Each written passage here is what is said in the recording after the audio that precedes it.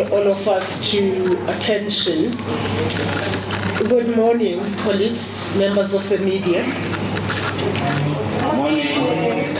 I know it's been a very grueling 4 days, so the response to good morning is not landing as much it was landing on the first day.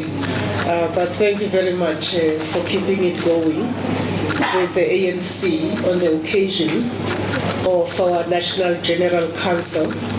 This is the last day of the NGC, and as the undertaking that we gave, that we will share with South Africans through yourselves about some of the discussions that have taken place at the NGC and that are still ongoing, and that we will start that process. This morning, it is my pleasure to introduce the panel of comrades that have been at the center of facilitating conversations on behalf of the National Executive Committee on what we call the state of the National Democratic Revolution, or otherwise put as the strive towards the attainment of a national democratic society. What our reflection is on that as the ANC, and what are the lessons, but more importantly, the looks ahead. I'd like to introduce colleagues here next to me. I'll start on my far right. She's definitely not right wing, but on the far right, Comrade Phoebe Potgieter, who is a member of the National Executive Committee, as well as the head of policy, research, monitoring, and evaluation. And next to Comrade Phoebe is Comrade David Makhura, member of the National Executive Committee, as well as also assigned and given a very arduous task of being the principal of the OR Tambo School of Leadership, which is one of the many mechanisms through which the ANC is pursuing the renewal agenda. To my left is Comrade Andres Nel, best known to you in his capacity as a deputy minister in constitutional development and justice space. These are the comrades that are going to be addressing you this morning and speaking to what discussions took place since the start of the NGC, not even the start of the NGC, right from the branches and their inputs to this work, all the way to the provincial submissions that were made, and all the way to the commission discussion, and all the way to the NGC plenary. I will then, at this point, call on Comrade Makhura to address us. Thank you very much. Thank you very much. I should come there. Okay.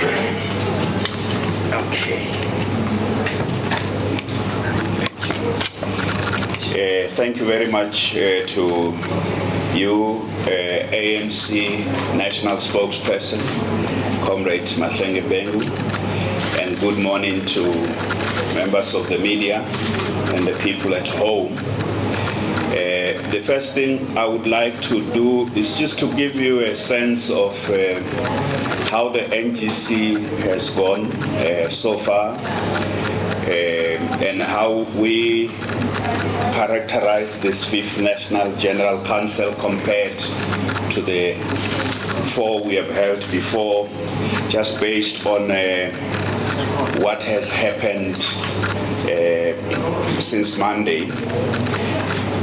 You know that the 5th National General Council received a report from President Cyril Ramaphosa, which we call the political report. It's one of the provisions of the constitution of the ANC that at national conferences and national general councils, the President will deliver a comprehensive statement on the state, giving the political state of affairs, both of the country but also of the ANC. You also know that that was followed by the midterm report delivered by the Secretary General, which looked more into the work of the ANC.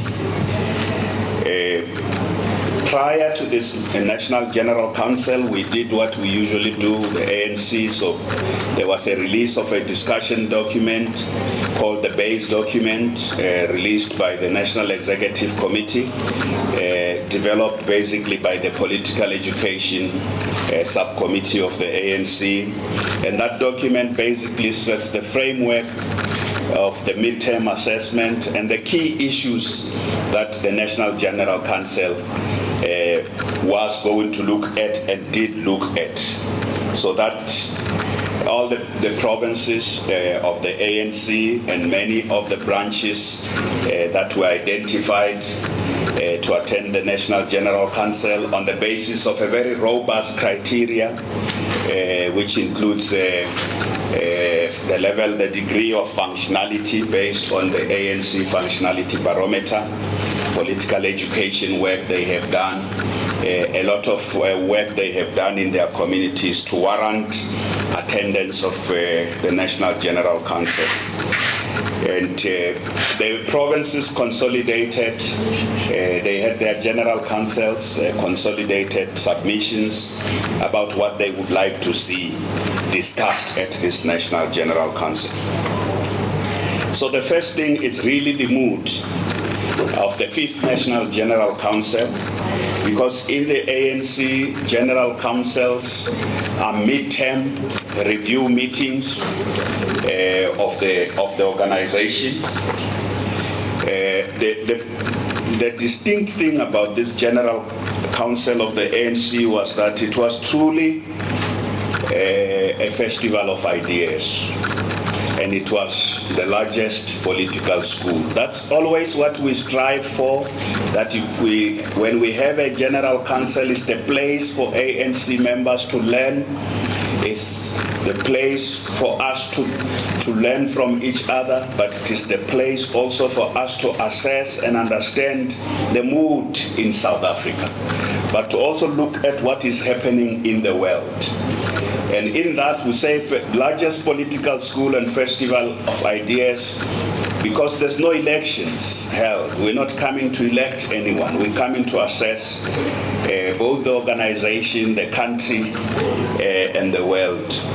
But it is very easy in the recent past that a General Council can just be caught up in some proxy battles that are battles for something else. This General Council was truly focused on what a General Council of the ANC should focus on. The delegates fully attended commissions. All commission rooms were packed to capacity. We had to bring in chairs.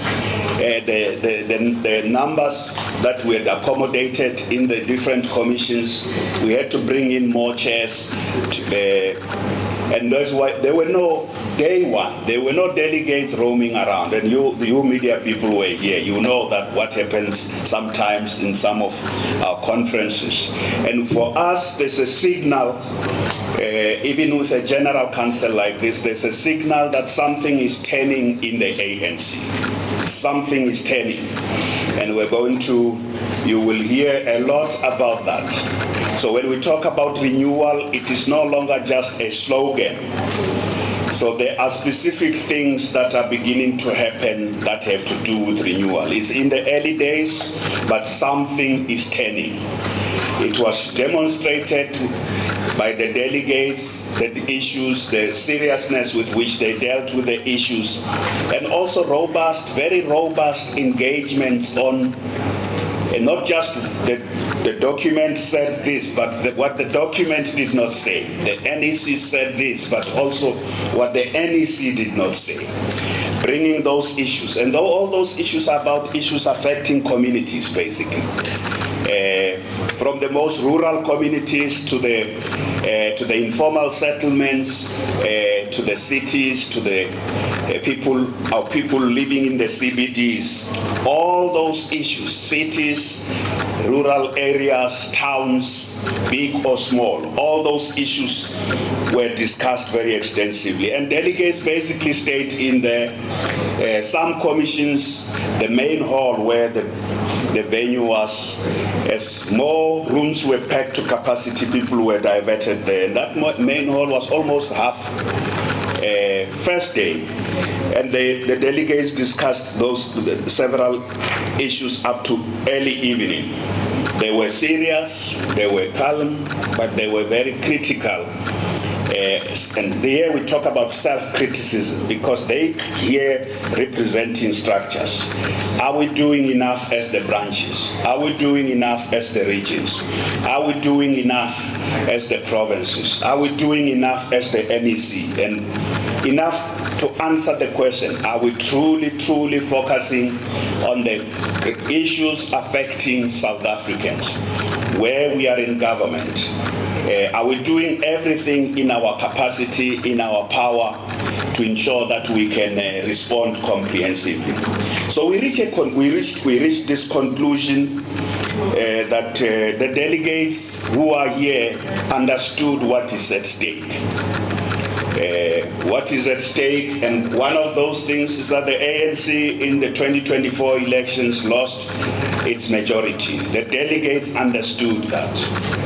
And the delegates also understood the factors behind all that. So I want to go into a bit of detail now. I've shared with you the mood. So these delegates continued to do that yesterday. They spent the second day now focusing on policy issues. They stayed in commissions until evening again, until I think the last commissions were at 4 yesterday. They spent 2 days in commissions discussing, solving problems, going back to whether what is being proposed is fine enough. So essentially, we say the delegates understand that the ANC either renews or perishes. So that's this message that it is renewal or death, renew or perish.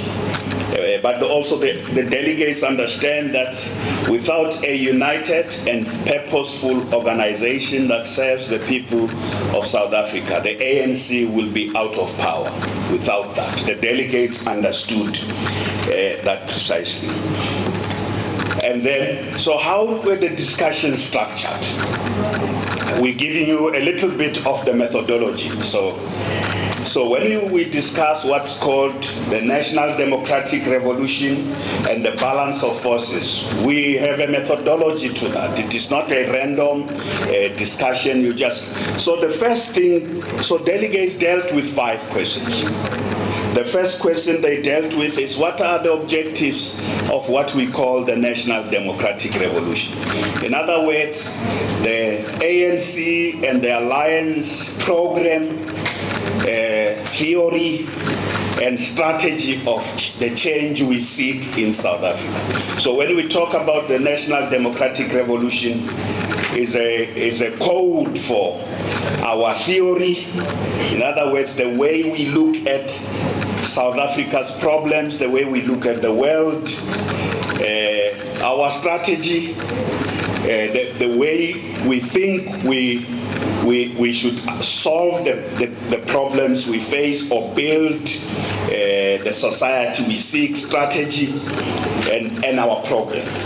And our program there is very, very specific things that we need to do. So the National Democratic Revolution, as I said, is the theory of change, it's the strategy of change. I didn't see what the Secretary General's statement is. But you remember the big issue was, do ANC members see sense in the intervention the tactical intervention made by the NEC to establish a government of national unity. That's the big question. And the conclusion of the NGC is ANC members perfectly agree that it was necessary, it was a necessary and correct tactical intervention to establish a broad-based government of national unity. And broad-based and inclusive. And Kosnati, it's you who are saying the ANC is in a coalition with the DA. There's a big difference, my friend. There's an absolutely big difference. We are in a government of national unity with 10 parties. We chose that we will not go into a coalition with one party here and another party there. We will bring parties around a set of objectives, including those we know are opposed to transformation. Said, come into this if you want to work with us to ensure democratic and prosperous society for all, especially for those who have suffered from centuries of colonialism and apartheid. So say that goal remains, but you can only build that society if you have a democratic state that is effective, that is capable, that is developmental, that is able to address the issues facing society. Number two, you can only achieve that society if you have a functioning economy. An economy that is growing, but that's also transforming and transformed and inclusive of everybody. Again, particularly those who have suffered from centuries of colonialism and apartheid. That a truly transformed economy gives us the possibility to be a national democratic society. But you can, the third element of that you need a united and cohesive nation. So you need a state, you need an economy, but nation building itself, building a united one nation that's diverse in its in every form, but united. We also assessed that how far are we going in that regard, and then the National General Council also dealt with the important aspect about the organization itself. So we are giving you just a taste of this. So the conclusions are very comprehensive. The General Council says we still stand for the same objectives, but what have we achieved? The NGC says since 1994 we have a democratic constitution and a Bill of Rights. That's a fundamentally different political and legislative landscape than we had before. So the Constitution, the law we have, the legal environment we have, the Bill of Rights is a very big achievement.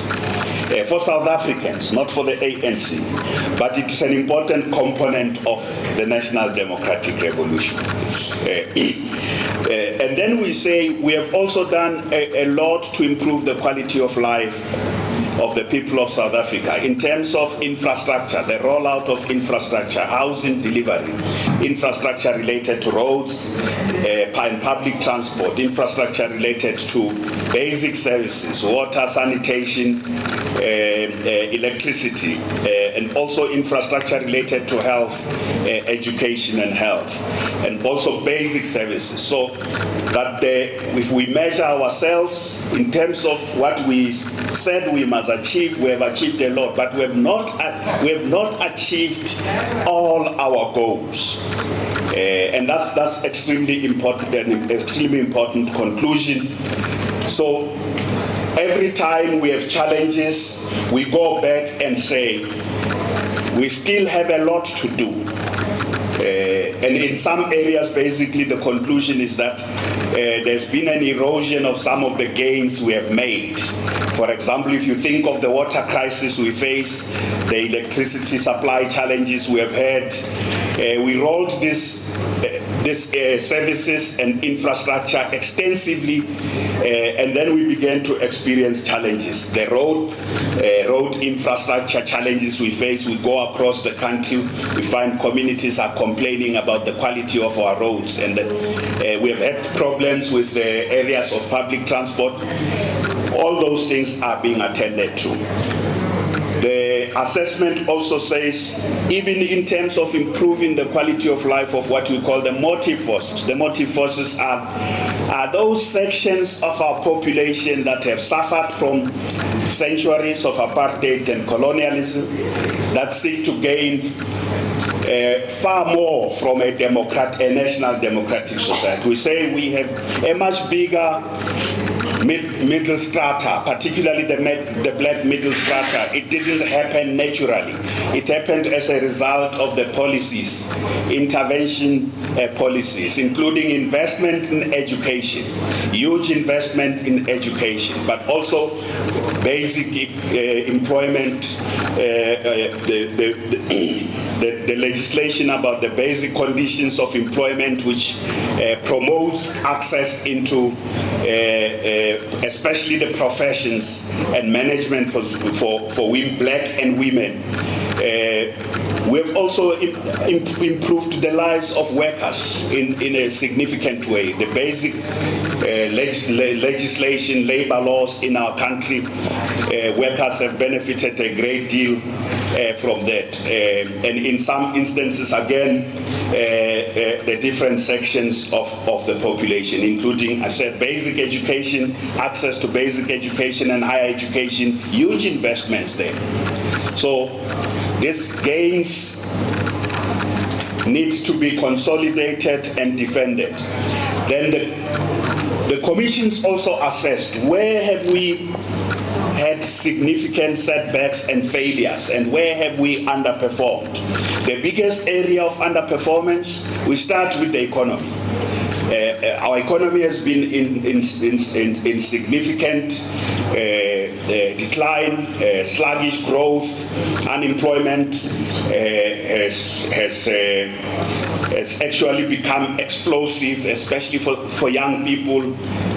More than 2/3 of young people are unemployed. Huge sections of our population is unemployed. We also say with the economy, the different growth is one area of the problem, but the other problem is the structure of the economy. We say the political economy of South Africa remains essentially the same, that black people, women, and young people in large sections remain outside the mainstream of the economy. Yes, there's been significant interventions in economic transformation and empowerment, but that still remains a minuscule. So when people talk about whether BEE has failed or not, our assessment is the gains that have been made are limited. We want more economic transformation and more economic empowerment, not less. And one of the things the NGC assessed is there are forces in our society, some of them even globally, that have been agitating and organizing that there shouldn't be economic transformation and economic empowerment, putting a lot of pressure on economic transformation and economic empowerment. And the NGC says, no, we need more. We can refine policies, but we need more interventions to transform the economy and empower sections of our population, black people and women and young people, to empower them. And from that point of view, you can expect that the ANC is not going to retreat from economic transformation. We're willing to engage on what needs to be improved, including broad-based empowerment. If any flaws, we would say it has not been robust enough, not that it must be abandoned. So we also did an assessment about, but why, as we proceed, are those social forces we call the motive forces? Why are the people, the core constituency of the ANC and the alliance that seek to get benefit from the transformation that we are pursuing. Why, over time, have they been staying away from voting for the ANC? We say there is a very good reason. Because as we have been in government, what is called the vices or sins of incumbency, governance, has also impacted and eroded the core values of the ANC. We began to see problems like corruption. We began to see problems like a factionalism that is inspired just by the fight over resources. Our organization, as a result of being in government and having access to state power, our organization increasingly got diverted from its core business of serving the people of South Africa, its core mission, its historic mission, and became focused internally about fights over leadership and access to power. So this National General Council is a step that begins to say we have to stop that. When the ANC meets, it must not be about ourselves. The fundamental question must always be, what is the situation the people on the ground face? Even when we go to the national conference in 2027, when we elect the leadership, the fundamental question must always be, it is not about ourselves. It must be about what will this do to help us address the transformation of South Africa, so that it becomes truly non-racial, non-sexist, and prosperous, and that we build a state and an economy that function and works for the people of South Africa. So we looked at the balance of forces. So let me just say, on the motive forces, we say there's a lot of fragmentation of the labor movement. Huge fragmentation. That is when we say the alliance faces challenges is weak, it's not just the ANC. So when we engage with our allies, we say the problem is not just that the ANC has got challenges. All of us are facing challenges, and we must look these challenges squarely and tackle them together. The labor movement is fragmented. The working class, which is the core base, support base of the ANC, is very fragmented. And itself is also very demoralized, because a lot of them face challenges where in service delivery we have not been doing well, it affects them.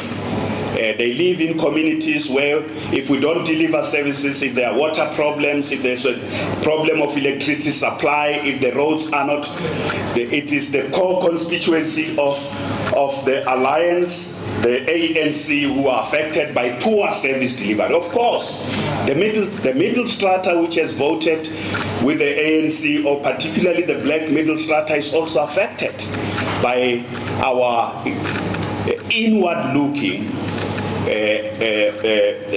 preoccupation, but also when there is corruption and when there is factionalism and infighting. So all the core groups in society that have been voting for the ANC increasingly came to the conclusion, large sections of them stay at home, but others started to vote differently.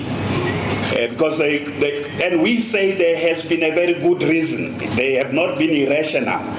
It has been based on concrete observations that the organization is drifting and that the organization is not paying attention to their interests. So what is renewal about? Renewal, we talk about renewal. Renewal is about fixing the ANC. But renewal is also about fixing the economy. It's not just about internal, inward-looking organization. Renewal is about fixing the ANC. Renewal is about fixing this economy in the way that it will represent a national democratic economy. Renewal is about fixing the state. Some of the big problems about our weaknesses has been in the way we exercise state power. And not paying attention to the need to deploy and appoint qualified people. And it's not a function of a resolution of the ANC that people who are not qualified must be appointed. It's not the so-called deployment policy. If you read that deployment policy, the starting point of deployment policy is that people must be trained for what they are being deployed to. You cannot deploy a pilot to drive a train unless if they are also trained to drive a train. A pilot is trained to fly an aeroplane. So deployment, so we say, yes, they've been, one of our major weaknesses has been to have people in different positions of responsibility that have not been adequately prepared, no experience in that. And we say our own deployment policy says we must deploy people according to their capacity, according to the experience they have gained, and in many areas according to what they have studied. And those who, in a lot of areas, based on experience, but in many areas also based on what they have been trained for. So part of our weaknesses of exercising power has been about that. The other, essentially, is just corruption, large-scale corruption, from different levels of the system. Large-scale corruption, and again, renewal is about tackling that as it pertains firstly to ANC members. We base this General Council says corruption is counter-revolutionary, is the enemy of the people, and the ANC members who are involved in acts of corruption must know they are acting against the people, and that the ANC must act against them. And across the state, we need this, sharpen the instruments, corruption-fighting instruments across the state. So renewal is also about fixing local government. And we're going into elections next year. One of the key issues is the caliber of councillors that we assign responsibilities to run municipalities. So renewal is also about that. An extremely important area. Renewal is also about tackling development across the board, social development, not just the economy only, social development, and changing the spatial landscape of our country. And in this particular case, this NGC says that we're not doing enough on rural development. Large sections of South Africans are continuing to stream to the cities precisely because the rural areas are not providing sustainable livelihoods. There are no vibrant economies in the rural part of our country. We're not building. So it's a distorted development model, and renewal is also about fixing our development model. So rural development is critically important. The utilization of the land that we have as a country to effectively transform rural communities and build sustainable livelihoods whilst we build the cities. Urban management and urban development, managing the cities so that you don't have overcrowding and the infrastructure is overrun because there are too many people. Managing the cities well is also part of renewal. Our conclusion, therefore, is that the National Democratic Revolution is at the crossroad. At the crossroad, it means we have not been defeated, but we have suffered a strategic setback in the 2024 elections. As you know, we have established a government of national unity led by the ANC. This National General Council fully supports the GNU. So the GNU, the decision of the NEC to support the government of national unity is fully supported by the National General Council. So all the commissions did that. Said it was a good thing for the NEC to think proactively after suffering a setback about how do you keep South Africa together. If we stayed out of government, which was very tempting to say we have 40%, let's just be in opposition. People sometimes think the ANC got into the GNU because it just wanted to be in power. There was a very strong argument that we must just stay in the backbenches, but it would have been irresponsible to do so. The NGC says to the NEC, it was a very good strategic intervention.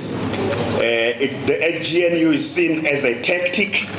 Our transformation agenda does not change. The fact that we are in a government of national unity We're not going to yield and say, no, we no longer want the transformation of the economy. We are not going to yield to anyone who thinks we will stop.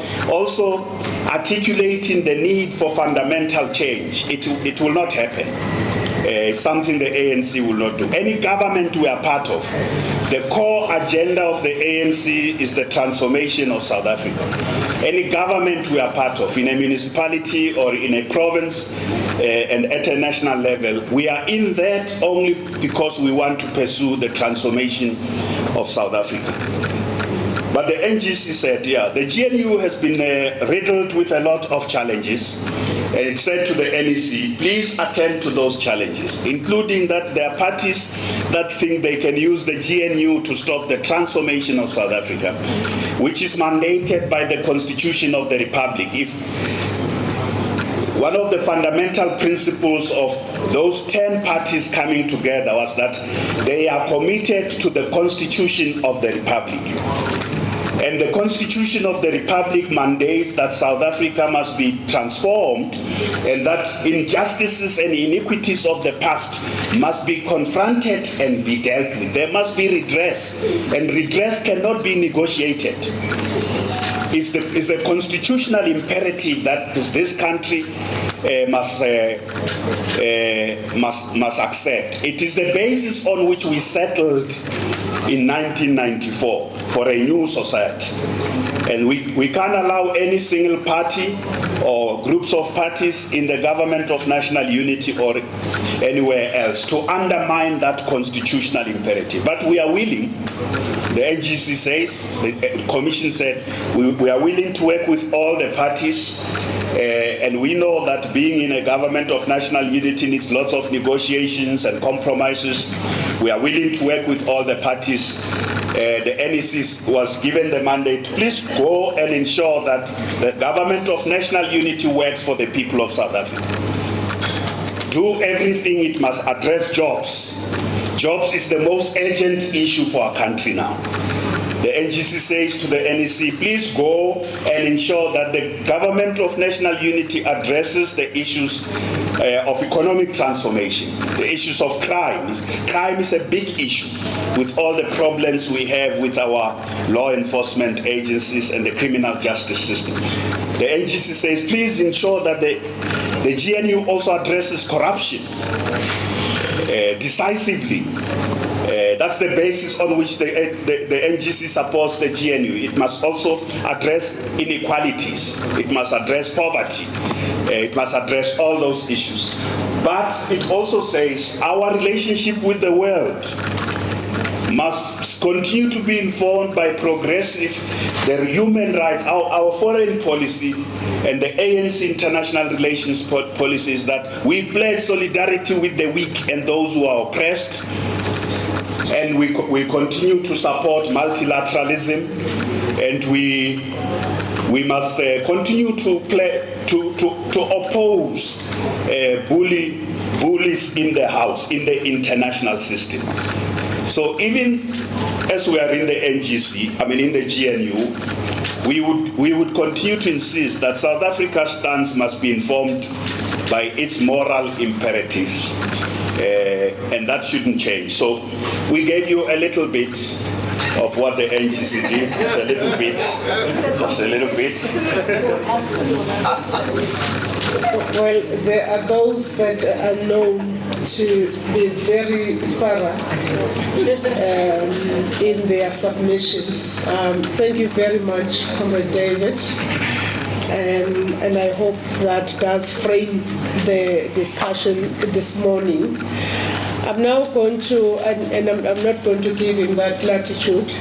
I'm now going to invite Comrade Andre Snell to come and speak to matters discussed by the Commission and matters that have to do with the Constitution of our country and that impacts on that, and also touching on matters that have to do with seeking peace and stability in our country. Over to you, Comrade Adris, after which we will then have an engagement, colleagues.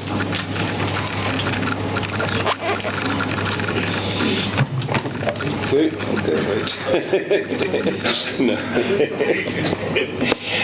No, thank you very, very much, Comrade Mahlengi, and colleagues of comrades and friends of the media.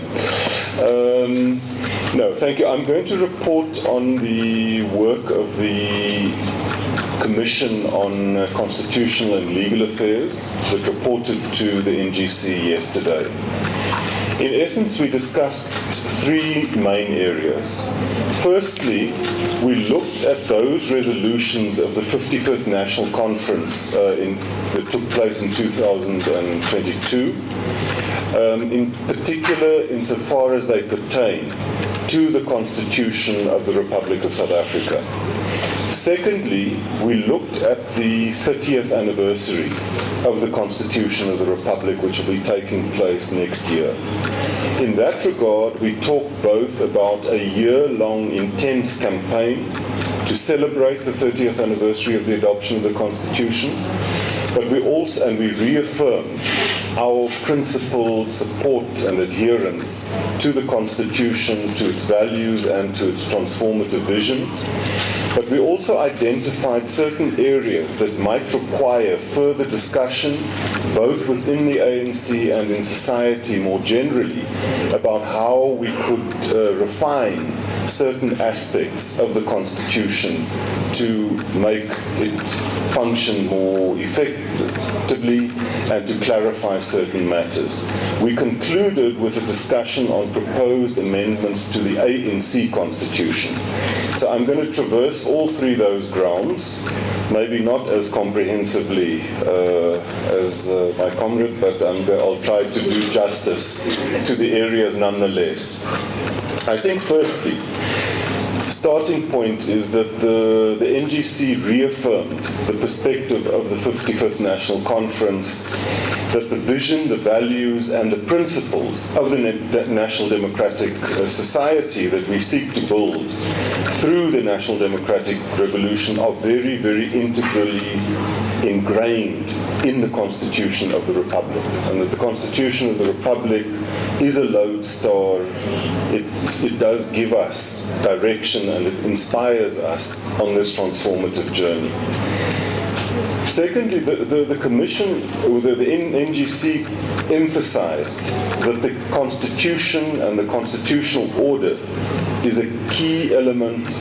I am looking at hands. I'll start on my left.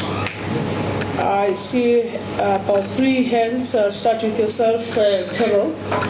Shall we please introduce ourselves, and then I will follow with my brother next to you, and then in the front chair, and we'll end with, is it Kanita? Yes, at the back. Over to you. Great, thank you very much. Good morning, everybody. Good morning, Mr. Mukura. Questions for you. I was surprised to hear you say that you think that one of the achievements of the ANC has been education, when grade 4s, most grade 4s can't read for meaning. I mean, do you really think that the ANC education has been a success under the ANC?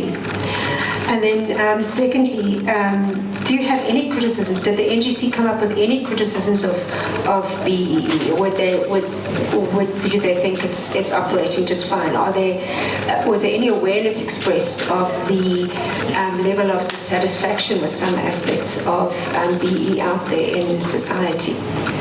And then thirdly, just on the deployment policy, you say it's not the problem, but you've got a problem now in that you've now got thousands of ill-equipped people in jobs in the state and in local government who are protected by labour law.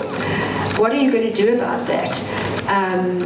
How are you going to dislodge those people, and do you think you've got enough time to really make a difference, especially by the next election in 12 months' time? Thanks. Thank you very much. I understand. My name is Velim Tian, I'm with the SABC News. My first question is, it does appear that the ANC is well much aware of the challenges that it faces, and probably you're very good at diagnosing those problems. But I hear very little about the implementation of what needs to be done to attend to those challenges. An example, unemployment. An example, crime. An example, corruption. And then the second question is, with regards to the voting, I hear the proposal of one member in good standing and one vote. Are there any implementation timelines for this? And is it likely that going to 2027, this would be expedited so that maybe it could be implemented then? Thank you. Thank you very much. Then to the front. Good morning. I'm Dumele from The Citizen. My question is to Ndate Makhura. Basically, don't you think that the NDR has been hijacked by the devil of money? I'll say this because of allegations of vote buying at conferences. We also hear in these commissions, the Ad hoc Commission and the Mashang Commission, that there's allegations of big criminals funding the ANC's members at the January 8 statement. Thank you. Thank you very much. My name is Connie Danja from Newsroom Africa. Mr. Makhura, you say that something is turning in the ANC. Can you give us a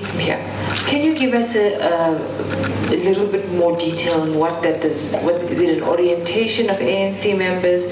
What is that thing in terms of something is changing in the ANC, and how will that translate in? If you can give 3 ways that it can translate immediately, that we can look forward to see. Thank you. Thank you very much. I see. I think we are done with the left side. Let me turn to the right. I see a number of, I will take all the hands and ask the panel to bear with us in the interest of time, so that we just note. I will start in front and start with yourself, my sister, and then followed by yourself.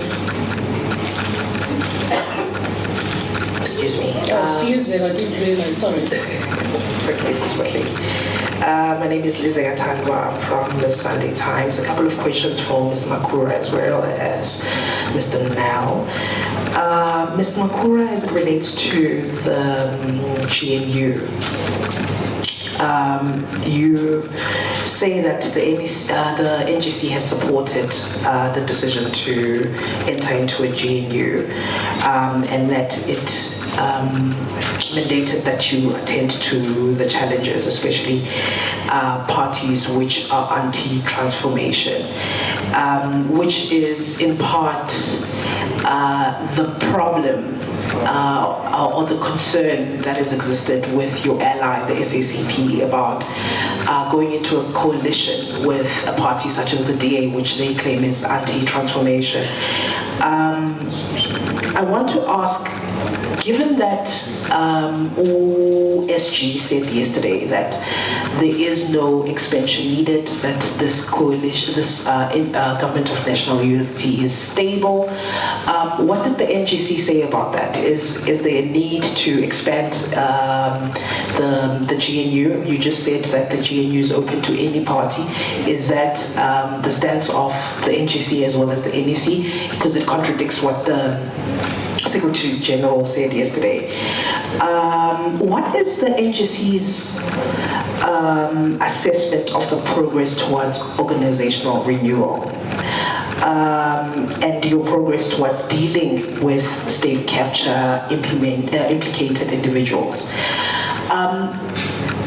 My last question to you is that the question of KZN has been bedeviling the ANC. There seems to be every approach that you take around KZN, you seem to fail at it. Was there a discussion around, KZN is a very instrumental and important province for the ANC, was there a discussion around how you approach the KZN question going forward? Mr. Nell, You speak about the constitutional amendments that were proposed. These are all amendments that we've heard about for time immemorial. Do you foresee, for instance, do you foresee that now there will be some sort of movement towards those constitutional amendments? And perhaps can you just elaborate on the role of the ANC Veterans League? What do you mean by that? How do you expand the role of the Veterans League? And then you talk about formalization of the step-aside rule. Did you talk about broadening the rule, considering that you have cadres who are not necessarily standing in front of a dock in court, but them being implicated in wrongdoing is damaging to brand ANC. And if we can take, for instance, the Madlanga Commission as one such example. I wonder if the ANC had any discussions around the national security strategy of, excuse me guys, the national security strategy of the US that just was recently published, which really had about, I think it was 3 paragraphs on Africa. And those paragraphs were more about extracting our raw minerals, and it was more about being transactional going forward in terms of their relationship with Africa. And they were talking about dealing with Africa in terms of them competing with Russia and China. Did you have a discussion around how you approach the United States going forward? Thank you. Thank you very much, Lizetta. Oh yes, please go ahead. Hi, my name is Jonathan Parley. I'm from Inside Politics. My question for Mr. Makura has basically been covered by my colleague. I just have one question for Mr. Nel. I understand, okay, the Commission couldn't really make any resolutions or anything, but one of the areas considered in terms of constitutional review, was there a consideration of how the concept of progressive realization might actually stand in the way of transformation? Was that considered, or maybe I'm saying it a bit wrong, but more direct and more forceful notions from the Constitution in order to secure socio-economic transformation? Thanks. Yeah, we definitely did. Thank you. However, good day, Nkosinathi Shazi from Power FM. I just have 2 questions. With the ANC preaching renewal and improving the standard of membership, are there actual concrete plans, like tangible solutions to deal with the issue of bribery and vote buying at elective conferences? Now, we just had a Johannesburg regional conference which has been marred by allegations of vote buying. And how will you guys ensure that the leaders that are elected based on merit and not money influence? We've also seen vote buying. We've also seen bribery spread into other forms of society. The Madlanga Commission is probing judges being bought, law enforcement officers being bought. So what is the ANC doing to stop this issue of vote buying? And then my second question is, during the delivery of the political overview or the political report, President Ramaphosa warned of white supremacy groups and far right-wing movements. Now, of course, the ANC is in coalition with the DA, and the DA has multiple times challenged a number of triple BEE policies, transformation policies, from Bela, expropriation, that's why South Africa is in a diplomatic tension with the United States, and the 100 billion rand transformation fund. So with this being said, do you guys view the DA as a threat, not just to the ANC, but a threat to national security? Thank you very much. Thank you. I then move to the back of the first row. Okay, the third row. Ngiyabonga, uSiphamandla Gqoke from EMCA. Successive ANC economic policies have failed to transform the economy over the years. Even when the economy was growing under President Mbeki, it was pretty much a jobless growth. My question is, practically and realistically, how has this NGC tried to assist the ANC to restructure the economy? Thank you very much. Samdele Masego from the SABC. Mr. Makura, you speak about renewal parish. The ANC, as all of you are saying, is that it's facing an existential crisis. How do you come out of an existential crisis when you are so perfect at diagnosing but so allergic to medication, as Quinita Hunter so eloquently put out in a news piece? Then, as the head of political school, political education and what the Secretary General termed the midterm review report spoke about a younger generation that dismally failed at the foundation course that was not there. How do you secure your future when your own young lions see no need of your foundation phase of political education? That's an organization destined for destruction of the tip of the iceberg. And then lastly, on the issue of economic policy, from the report we got out of the commissions, you were discussing spaza shops, small SMMEs, but not touching the nerve of the economy, the ownership of the means of production.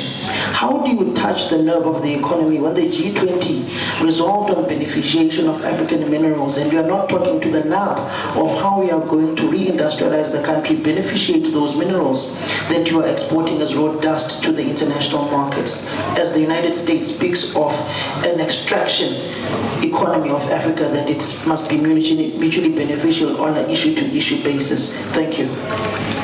Thank you very much. Are those, that will be the last head. Yes. Thank you. It's Natasha from the Financial Mail. My question is for Mr. Nel.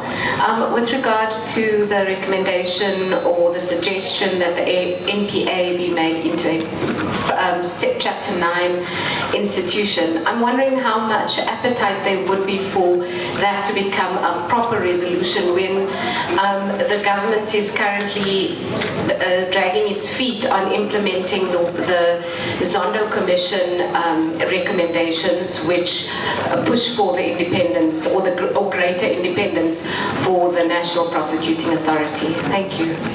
Thank you very much, Natasha. I don't see any other hand. I'm going to close it at this level. It's a number of very detailed questions. Comrade Phoebe will pick up a number of those questions that are directed at Comrade David, including those that are directed at Comrade Andres as well.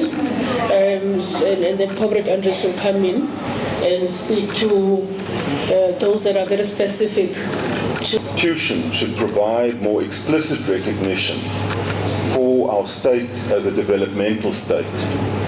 Also, greater protection for public servants against undue political interference. The third area was the issue of land reform. We said that following the unsuccessful attempts to execute the mandate of the 55th National Conference to amend Section 25 of the Constitution, we need to find creative ways to expedite the process of land reform, and also to answer the question whether there is a need for further constitutional clarity. We also identified the area of electoral reform as an area that the ANC needs to pay very, very serious attention to. We know that following the Constitutional Court judgment, which allowed for independent candidates to contest national and provincial elections, the Minister of Home Affairs appointed an electoral reform panel, which has tabled its reports, and we are busy engaging with those.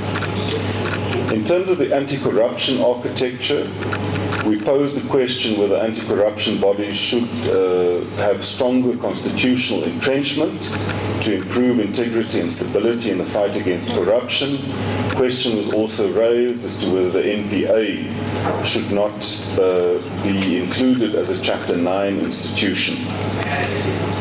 Lastly, we said that in the field of immigration and citizenship, that we need to look at the provision of the Constitution which says that South Africa belongs to all who live in it, which is a statement that comes within a particular historical context and has a particular historical meaning deriving also from the Freedom Charter. But we need to look at that in the present day conditions in the context of the rights of citizens and non-citizens in general, and the question of illegal immigrants in particular. We then turn to the 30th anniversary of the Constitution. The NGC strongly endorsed the proposal for a year-long program of action, both by the ANC, all other progressive and patriotic forces, and of course also government, to celebrate the 30th anniversary of the adoption of the Constitution as an opportunity to deepen understanding of the Constitution, to renew commitment to democratic values. The program must be aimed at the whole of society, especially young people. It must strengthen active citizenship and civic participation at a time when misinformation, corruption pose real threats to our constitutional democracy. And it must also correctly showcase the Constitution both as an achievement of the liberation struggle, but also a living tool for ongoing transformation. Some of the proposed elements of that program would be a national constitutional education campaign in schools and communities and public institutions, civic engagement and voluntarism drives around the theme of the people shall govern, public events that encourage engagement with constitutional institutions and democratic processes, creative cultural projects such as theatre productions, exhibitions, films, and a travelling constitutional museum, national and sector-specific democracy summits, to include the Constitution in our school curriculum, to encourage the reciting of the preamble to the Constitution in all schools, government institutions, parliament, provincial legislatures, and at all national events, as well as on the national broadcaster and other media. And then campaigns to counter disinformation, extremism, and threats to democratic values. Lastly, we discussed proposed amendments to the ANC Constitution. Now, I'm going to give a summary of those, but I do want to contextualize it properly. That we weren't, as an NGC, discussing the amendments themselves, because it falls outside the scope of the National General Council to make constitutional amendments. It's only an ANC national conference or a special national conference duly constituted that can, through a 2/3 majority, make any amendment to the Constitution. Given the time that we had, we were not even able to go into the details of the proposals. We really took those proposals that had been made to the 55th National Conference, but unfortunately, due to limitations of time and the fact that we didn't have the requisite 2/3 majority present to effect those constitutional values. So I just wanted to make that clear. But I think politically the important point to make is that taken together, those proposed constitutional amendments are designed to clean up the ANC, to clean up its membership, to prevent criminal infiltration, to strengthen internal discipline, to promote ethical leadership, to reduce manipulation of branches and internal elections, and ultimately to renew the organization and rebuild public trust in the organization.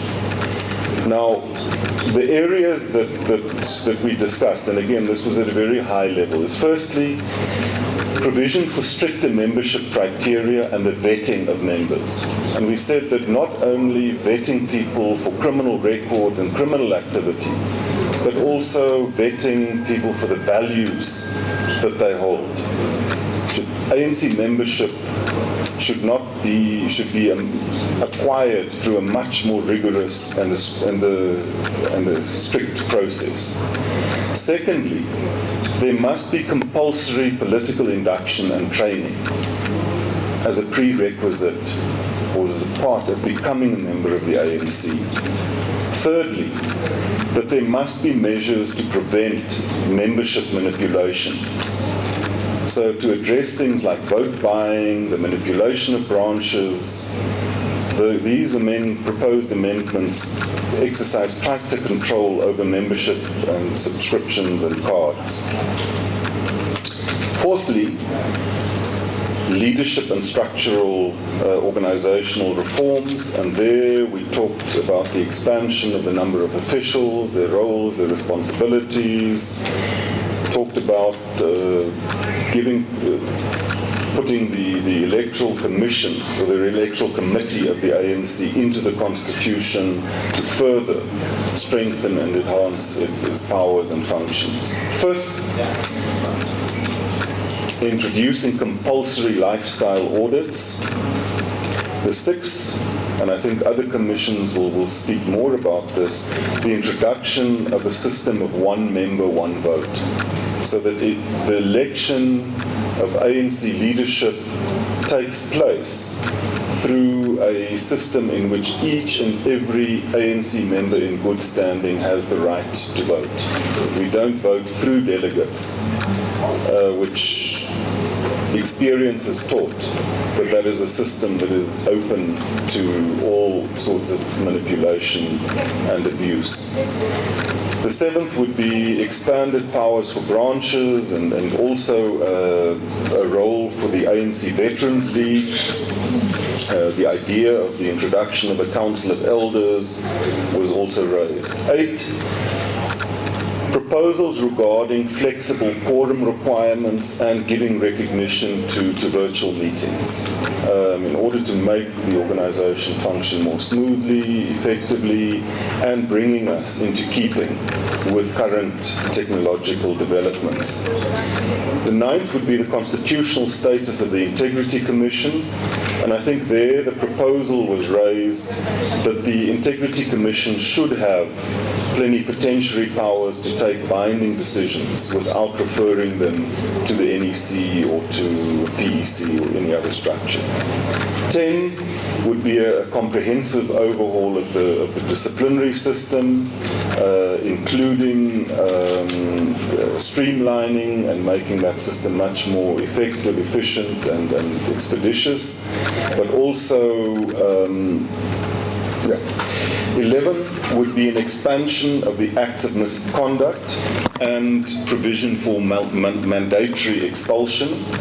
And there we included things like corruption, bribery, theft, racketeering, vote buying, manipulation of the internal ANC processes, but I think also very, very importantly, any involvement in violent crime or corruption, violent crime, organized crime, and in particular, gender-based violence and femicide. We said that consideration must be given to basically almost having mandatory expulsion for those offenses. 12 would be a formalization of the step-aside rule in the Constitution. 13 would be strengthening of disciplinary proceedings. And 14, strengthened membership oath and strengthening the provisions around the rights and the duties of members. Now, as I said, those were not matters that were discussed to any conclusion. So we're not presenting these as if resolutions were taken on specific amendments.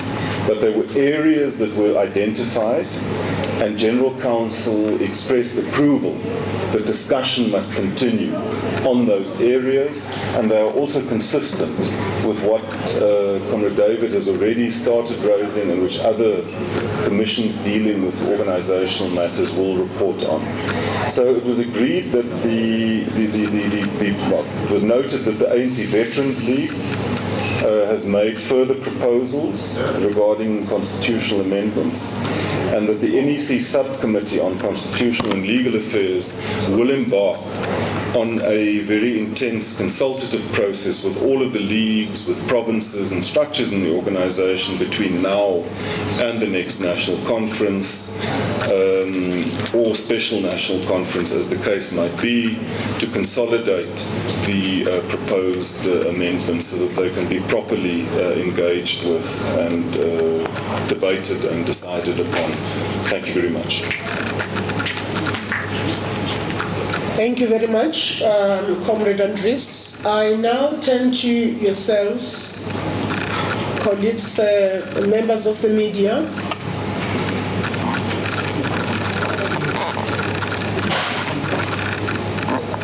But so allergic to medication, as Quinita Hunter so eloquently put out in a news piece. Then, as the head of political school, political education and what the Secretary General termed the midterm review report spoke about a younger generation that dismally failed at the foundation course that was not there. How do you secure your future when your own young lions see no need of your foundation phase of political education? That's an organization destined for destruction of the tip of the iceberg. And then lastly, on the issue of economic policy, from the report we got out of the commissions, you were discussing spaza shops, small SMMEs, but not touching the nerve of the economy, the ownership of the means of production. How do you touch the nerve of the economy when the G20 resolved on beneficiation of African minerals and you are not talking to the nub of how we are going to reindustrialize the country, beneficiate those minerals that you are exporting as road dust to the international markets, as the United States speaks of an extraction economy of Africa, that it must be mutually beneficial on an issue-to-issue basis. Thank you. Thank you very much. Are those, that will be the last head. Yes. Thank you. It's Natasha from the Financial Mail. My question is for Mr. Nel. With regard to the recommendation or the suggestion that the NPA be made into a Chapter 9 institution, I'm wondering how much appetite there would be for that to become a proper resolution when the government is currently dragging its feet on implementing the Zondo Commission recommendations, which push for the independence or greater independence for the National Prosecuting Authority. Thank you. Thank you very much, Natasha. I don't see any other hand. I'm going to close it at this level. It's a number of very detailed questions. Comrade Phoebe will pick up a number of those questions that are directed at Comrade David, including those that are directed at Comrade Andries as well. And then Comrade Andries will come in and speak to those that are very specific to his input. I also just wanted to say that the detail of matters that have to do with the economic policy will be ventilated later at a later briefing in much more detail. And so I think what we're going to do now is to just reflect it as part of the assessment of the NDR. But a whole lot of detail will come in later. If you could just bear with us, colleagues, it will take place at a later briefing. We will be specifically focusing on the economy as well. Comrade Phoebe?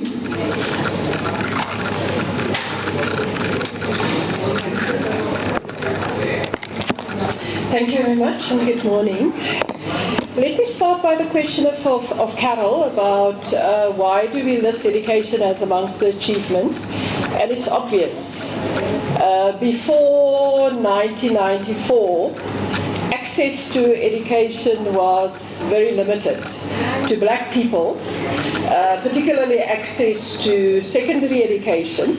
If one look at the recent report that was released by Stats SA about the condition of young people, about 5 years ago, we saw between the ages of 15 to 18, you saw a sudden plummet of school attendance. That is beginning to pick up. South Africa got nearly 90% attendance at secondary school now. So that's part of it. In the general indication also from Stats South Africa that your younger generation is much more educated than previous generations. 800,000 students benefiting from NSFAS, which the President mentioned in his political report. But that doesn't say that there aren't problems with education. And this is why in the ANC manifesto we introduced two important issues which are being implemented now. The first one is ECD. Making ECD compulsory, because the reality is if you take a child that has been to a proper preschool and can read and write when they start grade 1, and you take a child that haven't been to a preschool, which is the case or was the case for the majority of poor children, the performance will be completely different. So the introduction of compulsory ECD is also to lift the performance of our children across the 27,000 public schools in the country. So that's the first one. The second one is this question about mother tongue education. Now what we do as a country, up till grade 4 you have mother tongue education. You're taught in your mother tongue, then we shift over and we start teaching people in English, our kids in public schools. And that's exactly at the point where we also test them in an international assessment. And of course they tend to fare much worse than children, Afrikaans-speaking children that get tested in Afrikaans on those same tests, or mother tongue English speakers. The Department of Basic Education under Minister Motshekga in the 6th administration started to pilot making sure that kids in the Eastern Cape learn beyond grade 4 in isiXhosa. And immediately we're beginning to see the difference in terms of the performance of kids on those international tests. And this is why the debate about Bella is also about how do you strengthen mother tongue education across all schools and not to only make it simply an issue of Afrikaans. So education, the education reform is it's an ongoing issue that we need to get right. I mean, the NGC, for example, talked about life orientation education. Is it appropriate to the kind of issues that kids face today? In the commission where I was, a teacher spoke about life education doesn't really talk about cyberbullying that kids are facing now and contributing to underperformance because of those things that they face. It doesn't deal with the issues of statutory rape of 10, 12-year-old teenage mothers. So the question about education reform is an ongoing issue. In 20 years' time, we will still have to talk about education reform. How do we keep on improving our education system? So that's the one issue. The other issue that was raised about implementation. And there's a couple of things that we are suggesting that are concrete. So in the last national conference, I think 54, and it was repeated by 55, we said to the department, the presidency, as well as the Department of Monitoring and Evaluation in Government, that the presidents must sign performance agreements with ministers and premiers. They've done that, but it's not public. And we want to know why is it not public? Because we think that part of accountability is that if you say to Premier Zamani Soul in the Northern Cape, these are the 5 things that you need to do in terms of your clinics, in terms of maintaining your roads in the province, etc., etc. And on a quarterly basis or every 6 months there's a report about it that's also public. Then it helped to strengthen accountability of governance. So that's one of the recommendation to the plenary of the NGC. Our commission still have to report. And that goes not just just for premiers, but also for national departments, irrespective of who is the minister. If we're saying that in terms of public employment, we want to create X amount of jobs over the next period, we want to create support small and micro enterprises, and so many of them, it must be made public that that is in the performance agreement of the minister, because how else do we hold them accountable if it's just between the minister and the president? So that is the one concrete suggestion that we are making, and there's also coming forward a couple of other ones, which the Commission will talk to later this afternoon. But for us, that is a very important one, in a similar way that the Premier or the Minister of COGTA will have to do that with mayors and metro mayors, to be able to say that this is your performance agreement, and it's public. And there are regular updates so that we can hold our executive accountable. There was a question about money in the political processes of the ANC, and it's a matter that has pained us for, I don't know, for the longest of time. It pains ANC members. It's something that is at the root of undermining the values and integrity of the ANC. Because at the end of the day, people don't take that money out of their pockets or from their own bank account. It comes from all sorts of things that the ANC doesn't know about. And this is why it's wrong and it's counter-revolution. And if the ANC want to renew, then it has to deal with that matter.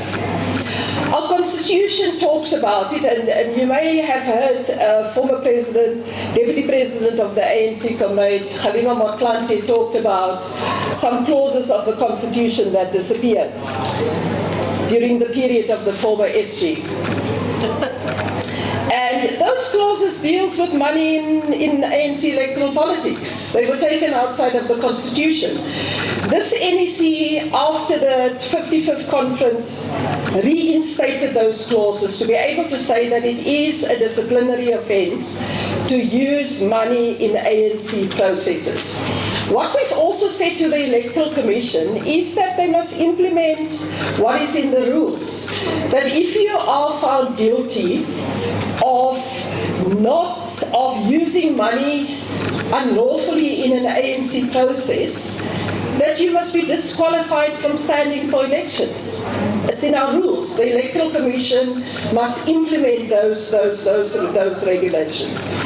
One of the other recommendations that's also serving before NGC, and I think it came from, I'm not sure, from one of the provinces, as well as from the Veterans League, is that we must introduce an anti-corruption line in the party.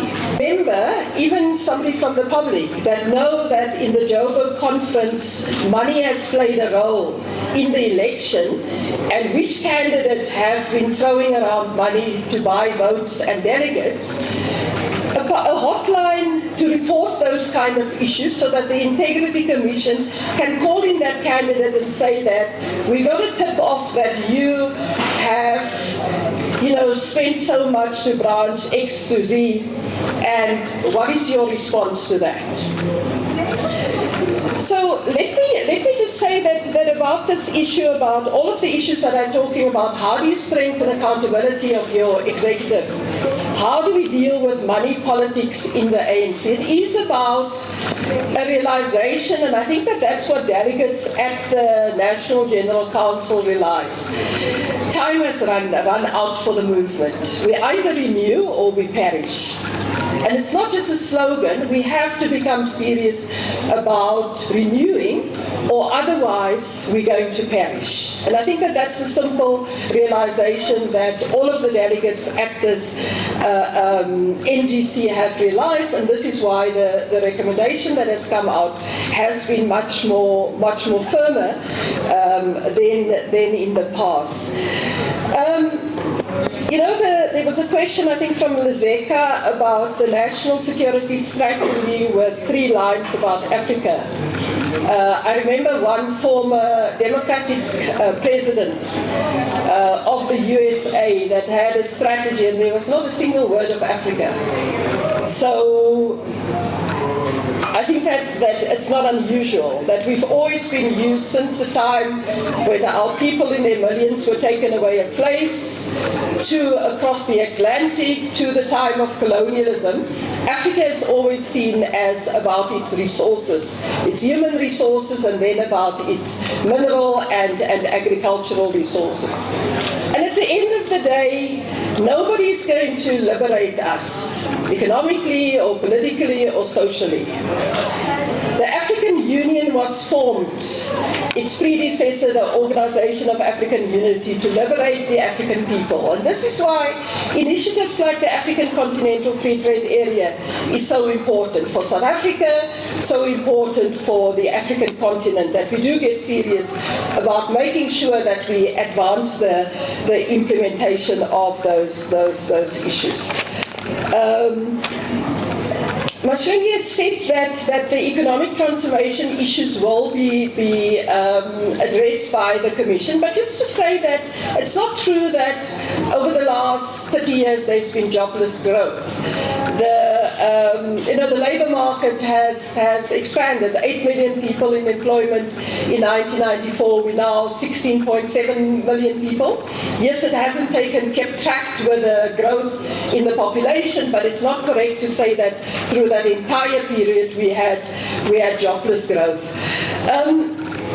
The 10-point plan which the NEC adopted and which the NGC has affirmed talks about industrialization. It's something that we've been calling for since the call of the 2012 Conference for Second Transition. Because what it said is that, a second phase of the transition, what it said is that our focus have been on the political transition, giving the majority of people access to basic needs. But those things will be reversed unless you deal with the economy, the management of the economy, the ownership of the economy, but also how do you expand the productive forces of the economy. And our natural endowments that we have are minerals. Our natural endowments, including coal, our natural endowments include the sun and the wind. That's why we're investing in the green transition. So the focus of that 10-point plan is really to say that over the next 30 years, we need to invest in mineral beneficiation, including bringing back support for those kind of sectors, much more or serious legislation around localization, and so forth, and making sure that we implement what we said we will implement. And there's examples in other countries that have done it. I mean, Botswana, Namibia, and also other parts of countries in the continent. Let me conclude by just saying that at the end of the day, and this is why our generation, and we all come from more or less the same generation. Mahlengi is a little bit younger, I think, than us, but the same generation. She's a little bit younger than me. But our generation, I mean, we spend our youth fighting against apartheid. And we are determined that the ANC is not going to die on our watch. We are determined that the transformation of South Africa, the issues of education, the issues about addressing the development of our country, the questions of service delivery, the questions about what happened to township economies, the questions about giving young people hope. It can't die in our hands, and in the same way that we said freedom or death, we have to get the ANC right, and I think that there's a generational mission that we committed to. Thanks. I am looking at hands. I'll start on my left. I see about 3 hands. I'll start with yourself, Carol. Shall we please introduce ourselves, and then I will follow with my brother next to you, and then in the front chair, and we'll end with, is it Kanita? Yes, at the back. Over to you. Great, thank you very much. Good morning, everybody. Good morning, Mr. Mukura. Questions for you. I was surprised to hear you say that you think that one of the achievements of the ANC has been education, when grade 4s, most grade 4s can't read for meaning. I mean, do you really think that the ANC education has been a success under the ANC? And then secondly, do you have any criticisms? Did the NGC come up with any criticisms of BEE? Do they think it's operating just fine? Was there any awareness expressed of the level of dissatisfaction with some aspects of BEE out there in society? And then thirdly, just on the deployment policy, you say it's not the problem, but you've got a problem now in that you've now got thousands of ill-equipped people in jobs in the state and in local government who are protected by labour law. What are you going to do about that? How are you going to dislodge those people, and do you think you've got enough time to really make a difference, especially by the next election in 12 months' time? Thanks. Thank you very much. My name is Velin Tian, I'm with the SABC News. My first question is, it does appear that the ANC is well much aware of the challenges that it faces, and probably you're very good at diagnosing those problems. But I hear very little about the implementation of what needs to be done to attend to those challenges. An example, unemployment. An example, crime. An example, corruption. And then the second question is, with regards to the voting, I hear the proposal of one member in good standing and one vote. Are there any implementation timelines for this? And is it likely that going to 2027, this would be expedited so that maybe it could be implemented then? Thank you. Thank you very much. Then to the front. Good morning. I'm Dumele from The Citizen. My question is to Ndate Makhura. Basically, don't you think that the NDR has been hijacked by the devil of money? I'll say this because of allegations of vote buying at conferences.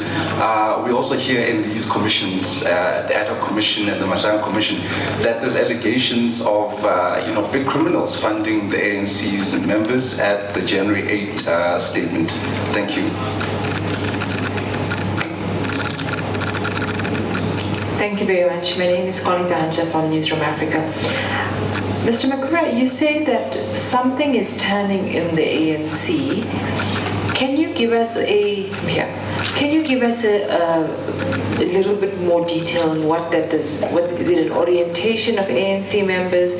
What is that thing in terms of something is changing in the ANC, and how will that translate in? If you can give 3 ways that it can translate immediately, that we can look forward to see. Thank you. Thank you very much. I see. I think we are done with the left side. Let me turn to the right. I see a number of, I will take all the hands and ask the panel to bear with us in the interest of time, so that we just note. I will start in front and start with yourself, my sister, and followed by yourself. Excuse me. Excuse me, I didn't realize, sorry. Okay, swiftly. My name is Lizzie Atandwa. I'm from the Sunday Times. A couple of questions for Mr. Makhura as well as Mr. Nell. Mr. Makhura, as it relates to the GNU, you say that the NGC has supported the decision to enter into a GNU, and that it mandated that you attend to the challenges, especially parties which are anti-transformation, which is in part the problem or the concern that has existed with your ally, the SACP, about going into a coalition with a party such as the DA, which they claim is anti-transformation. I want to ask, given that SG said yesterday that there is no expansion needed, that this coalition, this government of national unity is stable. What did the NGC say about that? Is there a need to expand the GNU? You just said that the GNU is open to any party. Is that the stance of the NGC as well as the NEC? Because it contradicts what the Secretary General said yesterday. What is the NGC's assessment of the progress towards organizational renewal and your progress towards dealing with state capture implicated individuals?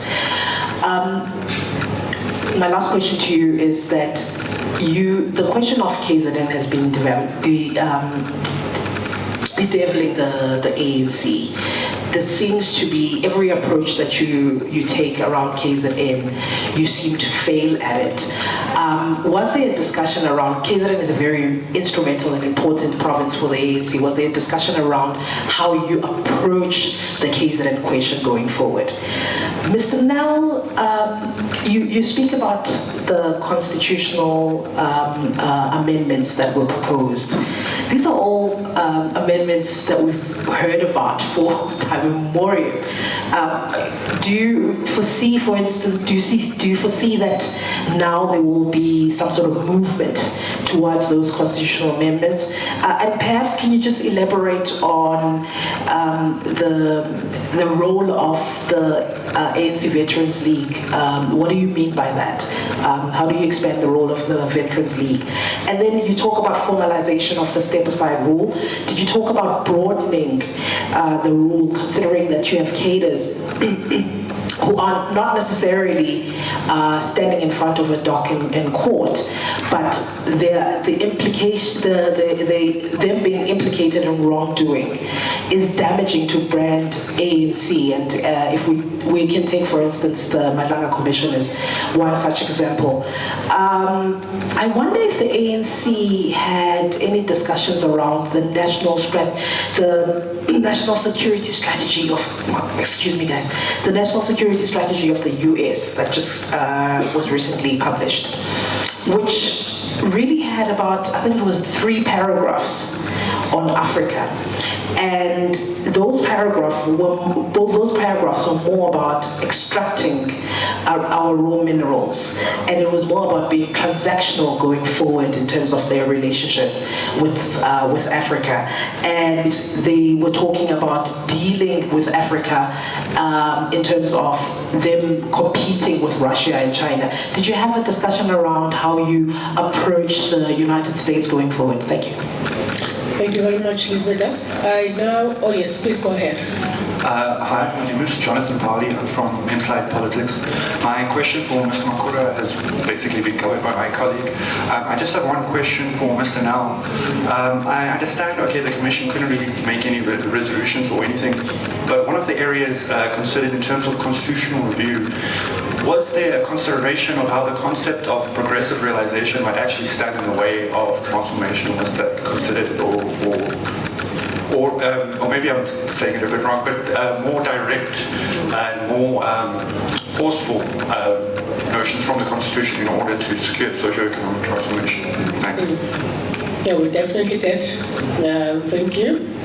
However, good day, Nkosinathi Shazi from Power FM. I just have 2 questions. With the ANC preaching renewal and improving the standard of membership, are there actual concrete plans, like tangible solutions to deal with the issue of bribery and vote buying at elective conferences? Now, we just had a Johannesburg regional conference which has been marred by allegations of vote buying. And how will you guys ensure that the leaders that are elected based on merit and not money influence? We've also seen vote buying I mean, we also see bribery spread into other forms of society. The Matlanga Commission is probing judges being bought, law enforcement officers being bought. So what is the ANC doing to stop this issue of vote buying? And then my second question is, during the delivery of the political overview or the political report, President Ramaphosa warned of white supremacy groups and far right-wing movements. Now, of course, the ANC is in coalition with the DA, and the DA has multiple times challenged a number of triple BEE policies, transformation policies, from Bella, expropriation, that's why South Africa is in a diplomatic tension with the United States, and the 100 billion rand transformation fund. So with this being said, do you guys view the DA as a threat, not just to the ANC, but a threat to national security? Thank you very much. Thank you. I then move to the back of the first row. Okay, the third row. Ngiyabonga uSiphamandla Gqoke from ENCA. Successive ANC economic policies have failed to transform the economy over the years. Even when the economy was growing under President Mbeki, it was pretty much a jobless growth. My question is, practically and realistically, how has this NGC tried to assist the ANC to restructure the economy?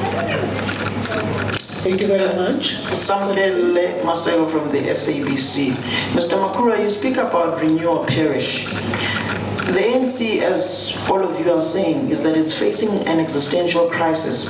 How do you come out of an existential crisis when you are so perfect at diagnosing but so allergic to medication, as Quinita Hunter so eloquently put out in a news piece? Then, as the head of political school, political education, and what the Secretary General termed the midterm review report, spoke about a younger generation that dismally failed at the foundation course that was not there. How do you secure your future when your own young lions see no need of your foundation phase of political education? That's an organization destined for destruction of the tip of the iceberg. And then lastly, on the issue of economic policy, from the report we got out of the commissions, you were discussing spaza shops, small SMMEs, but not touching the nerve of the economy, the ownership of the means of production. How do you touch the nerve of the economy when the G20 resolved on beneficiation of African minerals, and you are not talking to the nub of how we are going to reindustrialize the country, beneficiate those minerals that you are exporting as road dust to the international markets, as the United States speaks of an extraction economy of Africa, that it must be mutually beneficial on an issue-to-issue basis. Thank you. All right, thank you very much. Are those, that will be the last head. Yes. Thank you. It's Natasha from the Financial Mail.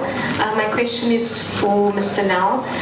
With regard to the recommendation or the suggestion that the NPA be made into a Chapter 9 institution, I'm wondering how much appetite there would be for that to become a proper resolution when the government is currently dragging its feet on implementing the Zondo Commission recommendations, which push for the independence or greater independence for the National Prosecuting Authority. Thank you.